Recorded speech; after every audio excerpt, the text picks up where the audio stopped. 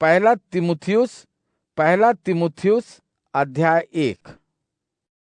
पौलुस की ओर से, जो हमारे उद्धार करने वाले परमेश्वर और हमारी आशा मसीह यीशु के आदेश से मसीह यीशु का प्रेरित बना है, तिमुथियुस को, जो विश्वास में मेरा सच्चा पुत्र है, परमपिता परमेश्वर और हमारे प्रभु यीशु मसीह की ओर से अनुग्रह, दया और शांति प्राप्त हो।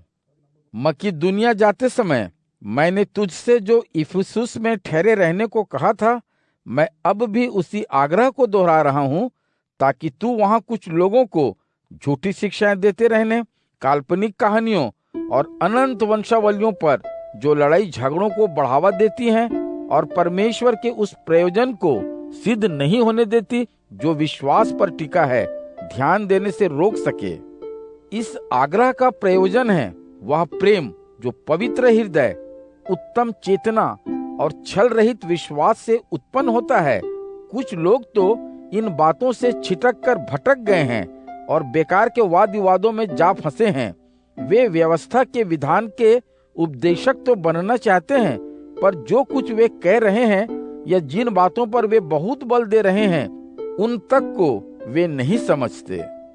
हम अब यह जानते हैं कि यदि कोई व्यवस्था के विधान का ठीक ठीक प्रकार से प्रयोग करे तो व्यवस्था उत्तम है, अर्थात यह जानते हुए कि व्यवस्था का विधान धर्मियों के लिए नहीं, बल्कि उद्दंडों, विद्रोहियों, अश्रद्धालुओं, पापियों, अपवित्रों, अधार्मिकों, माता पिता के मार डालने वाले हत्यारों, व्यभिचारियों, समलिंग कामुकों, शोषणकर्ताओं, मिथ्यावादियों, कसम तोड़ने वालों या ऐसे ही अन्य कामों के लिए है, जो उत्तम शिक्षा के विरोध में है। वह शिक्षा परमेश्वर के महिमामय सुसमाचार के अनुकूल है। वह सुधन्य परमेश्वर से प्राप्त होती है और उसे मुझे सौंपा गया है। मैं हमारे प्रभु यीशु मसीह का धन्यवाद करता हूँ। मुझे उसी ने शक्ति दी है।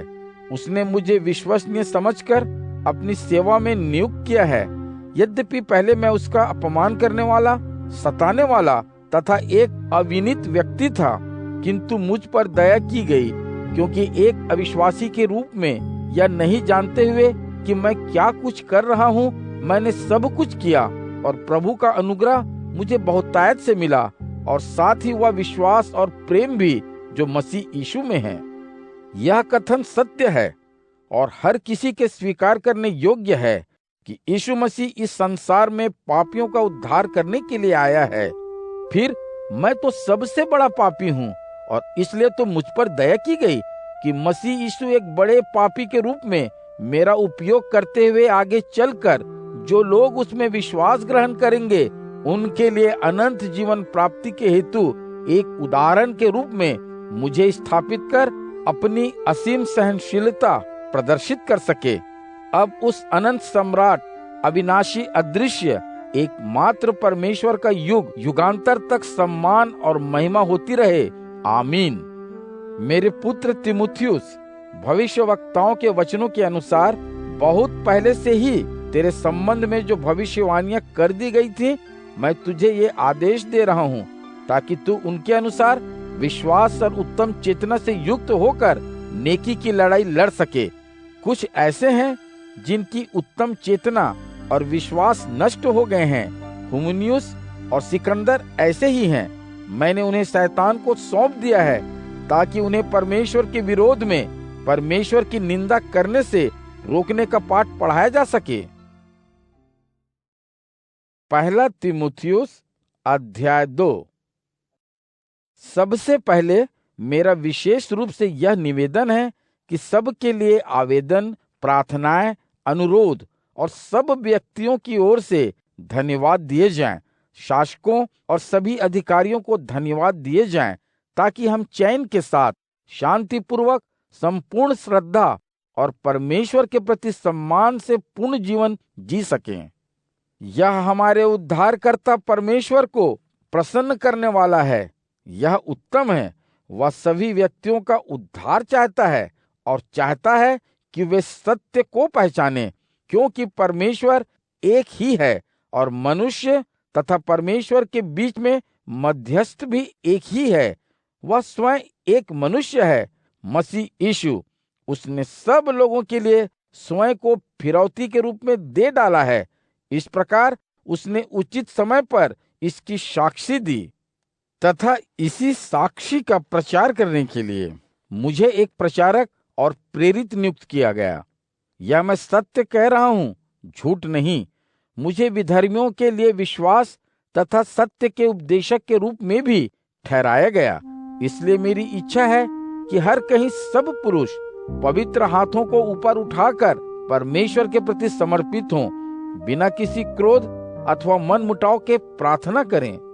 इसी प्रकार स्त्रियों से भी मैं यह चाहता हूँ कि वे सीधी साधी वेशभूषा में शालीनता और आत्मनियंत्रण के साथ रहें। अपने आप को सजाने संवारने के लिए वे केशों की वेनियां न सजाएं तथा सोने मोतियों और बहुमूल्य वस्त्रों से श्रृंगार न करें, बल्कि ऐसी स्त्रियों को जो अपने आप को परमेश्वर की उपासिका मानती हैं, उनके लिए उचित यह है कि वे स्वयं को उत्तम कार्यों से सजाएं। एक स्त्री को चाहिए कि वह शांत भाव से समग्र समर्पण के साथ शिक्षा ग्रहण करे। मैं यह नहीं चाहता कि कोई स्त्री किसी पुरुष को सिखाए पढ़ाए अथवा उस पर शासन करे, बल्कि उसे तो चुपचाप ही रहना चाहिए, क्योंकि आदम को पहले बनाया गया था और तब पीछे हव्वा को। आदम को बहकाया नहीं जा सका था, किंतु स्त्री को बहका लिया गया और वह पाप में पतित हो गई। किंतु यदि वे माता के कर्तव्यों को निभाते हुए विश्वास, प्रेम, पवित्रता और परमेश्वर के प्रति समर्पण में बनी रहें, तो उद्धार को अवश्य प्राप्त करेंगी। पहला तीमुथियुस अध्याय 3। यह एक विश्वास करने योग्य कथन है कि यदि कोई निरीक्षक बनना चाहता है तो वह एक अच्छे काम की इच्छा रखता है। अब देखो, उसे एक ऐसा जीवन जीना चाहिए जिसकी लोग न्याय संगत आलोचना न कर पाएं। उसके एक ही पत्नी होनी चाहिए। उसे शालीन होना चाहिए, आत्मसंयमी, सुशील तथा अतिथि सत्कार करने वाला एवं शिक्षा देने में निपुण होना चाहिए। वह पियक्कड़ नहीं होना चाहिए और न ही उसे झगड़ालू होना चाहिए। उसे तो सज्जन तथा शांति प्रिय होना चाहिए। उसे पैसे का प्रेमी नहीं होना चाहिए। अपने परिवार का वह अच्छा प्रबंधक हो तथा उसके बच्चे उसके नियंत्रण में रहते हों। उसका पूरा सम्मान करते रहो। यदि कोई अपने परिवार का ही प्रबंध करना नहीं जानता तो वह परमेश्वर की कलीसिया का प्रबंध कैसे कर पाएगा। वह एक नया शिष्य नहीं होना चाहिए ताकि वह अहंकार से फूल न जाए और उसे शैतान का जैसा ही दंड पाना पड़े। इसके अतिरिक्त बाहर के लोगों में भी उसका अच्छा नाम हो, ताकि वह किसी आलोचना में फंसकर शैतान के फंदे में न पड़ जाए। इसी प्रकार कलीसिया के सेवकों को भी सम्माननीय होना चाहिए, जिसके शब्दों पर विश्वास किया जाता हो। मदिरापान में उसकी रुचि नहीं होनी चाहिए। बुरे रास्तों से उन्हें धन कमाने का इच्छुक नहीं होना चाहिए। उन्हें तो पवित्र मन से हमारे विश्वास के गहन सत्यों को थामे रखना चाहिए। इनको भी पहले निरीक्षकों के समान परखा जाना चाहिए। फिर यदि उनके विरोध में कुछ न हो तभी इन्हें कलीसिया के सेवक के रूप में सेवा कार्य करने देना चाहिए। इसी प्रकार स्त्रियों को भी सम्मान के योग्य होना चाहिए। वे निंदक नहीं होनी चाहिए, बल्कि शालीन और हर बात में विश्वसनीय होनी चाहिए। कलीसिया के सेवक के केवल एक ही पत्नी होनी चाहिए तथा उसे अपने बाल बच्चों तथा अपने घरानों का अच्छा प्रबंधक होना चाहिए, क्योंकि यदि वे कलीसिया के ऐसे सेवक के रूप में होंगे जो उत्तम सेवा प्रदान करते हैं, तो वे अपने लिए सम्मान पूर्वक स्थान अर्जित करेंगे। यीशु मसीह के प्रति विश्वास में निश्चय ही उनकी आस्था होगी। मैं इस आशा के साथ तुम्हें ये बातें लिख रहा हूँ कि जल्दी ही तुम्हारे पास आऊंगा। यदि मुझे आने में समय लग जाए तो तुम्हें पता रहे कि परमेश्वर के परिवार में जो सजीव परमेश्वर की कलीसिया है, किसी को अपना व्यवहार कैसा रखना चाहिए। कलीसिया ही सत्य की नींव और आधार स्तंभ है। हमारे धर्म के सत्य का रहस्य निसंदेह महान है। मसीह नर देहधर प्रकट हुआ, आत्मा ने उसे नेक साधा, स्वर्गदूतों ने उसे देखा, वह राष्ट्रों में प्रचारित हुआ, जग ने उस पर विश्वास किया और उसे महिमा में ऊपर उठाया गया। पहला तीमुथियुस अध्याय 4। आत्मा ने स्पष्ट रूप से कहा है कि आगे चलकर कुछ लोग भटकाने वाले झूठे भविष्यवक्ताओं के उपदेशों और दुष्ट आत्माओं की शिक्षा पर ध्यान देने लगेंगे और विश्वास से भटक जाएंगे। उन झूठे पाखंडी लोगों के कारण ऐसा होगा जिनका मन मानो तपते लोहे से दाग दिया गया हो। वे विवाह का निषेध करेंगे, कुछ वस्तुएं खाने को मना करेंगे जिन्हें परमेश्वर के विश्वासियों तथा जो सत्य को पहचानते हैं उनके लिए धन्यवाद देकर ग्रहण कर लेने को बनाया गया है। क्योंकि परमेश्वर की रची हर वस्तु उत्तम है तथा कोई भी वस्तु त्यागने योग्य नहीं है, बशर्ते उसे धन्यवाद के साथ ग्रहण किया जाए, क्योंकि वह परमेश्वर के वचन और प्रार्थना से पवित्र हो जाती है। यदि तुम भाइयों को इन बातों का ध्यान दिलाते रहोगे तो मसीह यीशु के ऐसे उत्तम सेवक ठहरोगे जिसका पालन पोषण विश्वास के द्वारा और उसी सच्ची शिक्षा के द्वारा होता है जिसे तूने ग्रहण किया है। बुढ़ियाओं की परमेश्वर विहीन कल्पित कथाओं से दूर रहो तथा परमेश्वर की सेवा के लिए अपने को साधने में लगे रहो, क्योंकि शारीरिक साधना से तो थोड़ा सा ही लाभ होता है, जबकि परमेश्वर की सेवा हर प्रकार से मूल्यवान है, क्योंकि इसमें आज के समय और आने वाले जीवन के लिए दिया गया आशीर्वाद समाया हुआ है। इस बात पर पूरी तरह निर्भय किया जा सकता है और यह पूरी तरह ग्रहण करने योग्य है। और हम लोग इसलिए कठिन परिश्रम करते हुए जूझते रहते हैं। हमने अपनी आशाएं सबके विशेषकर विश्वासियों के उद्धारकर्ता सजीव परमेश्वर पर टिका दी है। इन्हीं बातों का आदेश और उपदेश दो। तू अभी युवक है, इसी से कोई तुझे तुच्छ न समझे, बल्कि तू अपनी बातचीत, चाल चलन, प्रेम प्रकाशन, अपने विश्वास और पवित्र जीवन से विश्वासियों के लिए एक उदाहरण बन जा। जब तक मैं आऊं, तू शास्त्रों के सार्वजनिक पाठ करने, उपदेश और शिक्षा देने में अपने आप को लगाए रख। तुझे जो वरदान प्राप्त है, तू उसका उपयोग कर। यह तुझे नबियों की भविष्यवाणी के परिणाम स्वरूप बुजुर्गों के द्वारा तुझ पर हाथ रखकर दिया गया है। इन बातों पर पूरा ध्यान लगाए रख, इन ही में स्थित रह, ताकि तेरी प्रगति सब लोगों के सामने प्रकट हो। अपनी जीवन और उपदेशों का विशेष ध्यान रख, उन्हीं पर टिका रह, क्योंकि ऐसा आचरण करते रहने से तू स्वयं अपने आप का और अपने सुनने वालों का उद्धार करेगा।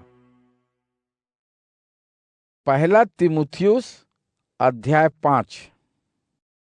किसी बड़ी आयु के व्यक्ति के साथ कठोरता से मत बोलो, बल्कि उन्हें पिता के रूप में देखते हुए उनके प्रति विनम्र रहो। अपने से छोटों के साथ भाइयों जैसा बर्ताव करो। बड़ी महिलाओं को मां समझो तथा युवा स्त्रियों को अपनी बहन समझकर पूर्ण पवित्रता के साथ बर्ताव करो। उन विधवाओं का विशेष ध्यान रखो जो वास्तव में विधवा हैं, किंतु यदि किसी विधवा के पुत्र पुत्री अथवा नाती पोते हैं तो उन्हें सबसे पहले अपने धर्म पर चलते हुए अपने परिवार की देखभाल करना सीखना चाहिए। उन्हें चाहिए कि वे अपने माता पिताओं के पालन पोषण का बदला चुकाएं, क्योंकि इससे परमेश्वर प्रसन्न होता है।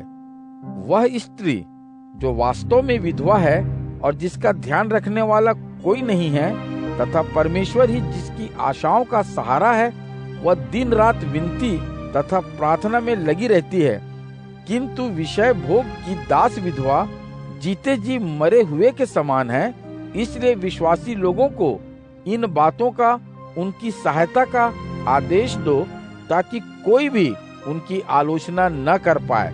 किंतु यदि कोई अपने रिश्तेदारों विशेषकर अपने परिवार के सदस्यों की सहायता नहीं करता तो वह विश्वास से फिर गया है तथा किसी अविश्वासी से भी अधिक बुरा है। उन विधवाओं की विशेष सूची में जो आर्थिक सहायता ले रही हैं, उसी विधवा का नाम लिखा जाए जो कम से कम 60 साल की हो चुकी हो तथा जो पतिव्रता रही हो तथा जो बाल बच्चों को पालते हुए, अतिथि सत्कार करते हुए, पवित्र लोगों के पांव धोते हुए, दुखियों की सहायता करते हुए, अच्छे कामों के प्रति समर्पित होकर सब तरह के उत्तम कार्यों के लिए जानी मानी जाती हों। किंतु युवती विधवाओं को इस सूची में सम्मिलित मत करो, क्योंकि मसीह के प्रति उनके समर्पण पर जब उनकी विषय वासना पूर्ण इच्छाएं हावी होती हैं तो वे फिर विवाह करना चाहती हैं। वे अपराधिनी हैं, क्योंकि उन्होंने अपनी मूलभूत प्रतिज्ञा को तोड़ा है। इसके अतिरिक्त उन्हें आलस की आदत पड़ जाती है। वे एक घर से दूसरे घर घूमती फिरती हैं तथा वे न केवल आलसी हो जाती हैं बल्कि वे बातूनी बनकर लोगों के कामों में टांग अड़ाने लगती हैं और ऐसी बातें बोलने लगती हैं जो उन्हें नहीं बोलनी चाहिए। इसलिए मैं चाहता हूँ कि युवती विधवाएं विवाह कर लें और संतान का पालन पोषण करते हुए अपने घर बार की देखभाल करें, ताकि हमारे शत्रुओं को हम पर कटाक्ष करने का कोई अवसर न मिल पाए। मैं यह इसलिए बता रहा हूँ कि कुछ विधवाएं भटक कर शैतान के पीछे चलने लगी हैं। यदि किसी विश्वासी महिला के घर में विधवाएं हैं तो उसे उनकी सहायता स्वयं करनी चाहिए और कलीसिया पर कोई भार नहीं डालना चाहिए, ताकि कलीसिया सच्ची विधवाओं की सहायता कर सके। जो बुजुर्ग कलीसिया की उत्तम अगुवाई करते हैं वे दुगने सम्मान के पात्र होने चाहिए, विशेषकर वे जिनका काम उपदेश देना और पढ़ाना है, क्योंकि शास्त्र में कहा गया है, बैल जब खलिहान में हो तो उसका मुंह मत बांधो, तथा मजदूर को अपनी मजदूरी पाने का अधिकार है। किसी बुजुर्ग पर लगाए गए किसी लांछन को तब तक स्वीकार मत करो जब तक 2 या 3 गवाहियां न हों। जो सदा पाप में लगे रहते हैं उन्हें सब के सामने डांटो, फटकारो, ताकि बाकी के लोग भी डरें।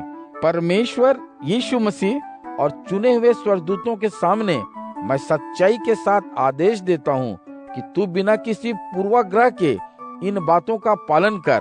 पक्षपात के साथ कोई काम मत कर। बिना विचारे किसी को कलीसिया का मुखिया बनाने के लिए उस पर जल्दी में हाथ मत रख। किसी के पापों में भागीदार मत बन। अपने को सदा पवित्र रख। केवल पानी ही मत पीता रह, बल्कि अपने हाजमे और बार बार बीमार पड़ने से बचने के लिए थोड़ा सा दाखरस भी लिया कर। कुछ लोगों के पाप स्पष्ट रूप से प्रकट हो जाते हैं और न्याय के लिए प्रस्तुत कर दिए जाते हैं, किंतु दूसरे लोगों के पाप बाद में प्रकट होते हैं। इसी प्रकार भले कार्य भी स्पष्ट रूप से प्रकट हो जाते हैं, किंतु जो प्रकट नहीं होते वे भी छिपे नहीं रह सकते। पहला तीमुथियुस अध्याय 6। लोग जो अंधविश्वासियों के जुए के नीचे दास बने हैं उन्हें अपने स्वामियों को सम्मान के योग्य समझना चाहिए, ताकि परमेश्वर के नाम और हमारे उपदेशों की निंदा न हो। और ऐसे दासों को भी जिनके स्वामी विश्वासी हैं, बस इसलिए कि वे उनके धर्म भाई हैं, उनके प्रति कम सम्मान नहीं दिखाना चाहिए, बल्कि उन्हें तो अपने स्वामियों की और अधिक सेवा करनी चाहिए, क्योंकि जिन्हें इसका लाभ मिल रहा है वे विश्वासी हैं जिन्हें वे प्रेम करते हैं। इन बातों को सिखाते रहो तथा इनका प्रचार करते रहो। यदि कोई इनसे भिन्न बातें सिखाता है तथा हमारे प्रभु यीशु मसीह के उन सद्वचनों को नहीं मानता है तथा भक्ति से परिपूर्ण शिक्षा से सहमत नहीं है, तो वह अहंकार में फूला है तथा कुछ भी नहीं जानता है। वह तो कुतर्क करने और शब्दों को लेकर झगड़ने के रोग से घिरा है।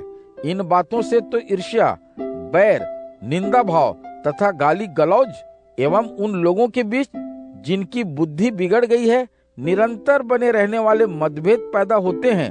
वे सत्य से वंचित हैं।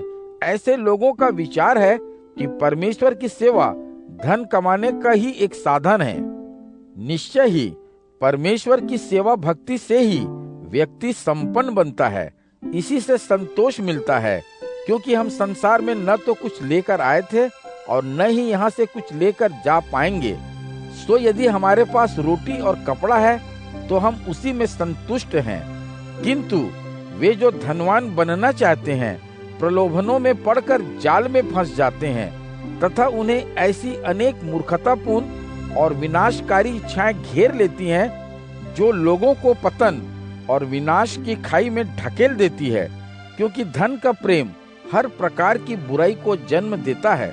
कुछ लोग अपनी इच्छाओं के कारण ही विश्वास से भटक गए हैं और उन्होंने अपने लिए महान दुख की सृष्टि कर ली है। किंतु हे परमेश्वर के जन, तू इन बातों से दूर रह तथा धार्मिकता, भक्तिपूर्ण सेवा, विश्वास, प्रेम, धैर्य और सज्जनता में लगा रहा। हमारा विश्वास जिस उत्तम स्पर्धा की अपेक्षा करता है, तू उसी के लिए संघर्ष करता रहा और अपने लिए अनंत जीवन को अर्जित कर ले। तुझे उसी के लिए बुलाया गया है। तूने बहुत से साक्षियों के सामने उसे बहुत अच्छी तरह स्वीकारा है। परमेश्वर के सामने जो सबको जीवन देता है तथा यीशु मसीह के सम्मुख जिसने पुन्तियुस पिलातुस के सामने बहुत अच्छी साक्षी दी थी, मैं तुझे यह आदेश देता हूँ कि जब तक हमारा प्रभु यीशु मसीह प्रकट होता है तब तक तुझे जो आदेश दिया गया है तू उसी पर बिना कोई कमी छोड़े हुए निर्दोष भाव से चलता रहा। वह उस परम धन्य एक छत्र राजाओं के राजा और सम्राटों के प्रभु को उचित समय आने पर प्रकट कर देगा। वह अगम्य प्रकाश का निवासी है, उसे न किसी ने देखा है न कोई देख सकता है। उसका सम्मान और उसकी अनंत शक्ति का विस्तार होता रहे। आमीन। वर्तमान युग की वस्तुओं के कारण जो धनवान बने हुए हैं उन्हें आज्ञा दे कि वे अभिमान न करें अथवा उस धन से जो शीघ्र चला जाएगा कोई आशा न रखें। परमेश्वर पर ही अपनी आशा टिकाए जो हमें हमारे आनंद के लिए सब कुछ भरपूर देता है। उन्हें आज्ञा दे कि वे अच्छे अच्छे काम करें, उत्तम कामों से ही धनी बने, उदार रहें और दूसरों के साथ अपनी वस्तुएं बांटें। ऐसा करने से ही वे एक स्वर्गीय कोष का संचय करेंगे जो भविष्य के लिए सुदृढ़ नींव सिद्ध होगा। इसी से वे सच्चे जीवन को थामे रहेंगे। तीमुथियुस, तुझे जो सौंपा गया है तू उसकी रक्षा कर। व्यर्थ की सांसारिक बातों से बचा रहा तथा जो मिथ्या ज्ञान से संबंधित व्यर्थ के विरोधी विश्वास हैं उनसे दूर रहा, क्योंकि कुछ लोग उन्हें स्वीकार करते हुए विश्वास से डिग गए हैं। परमेश्वर का अनुग्रह तुम्हारे साथ रहे।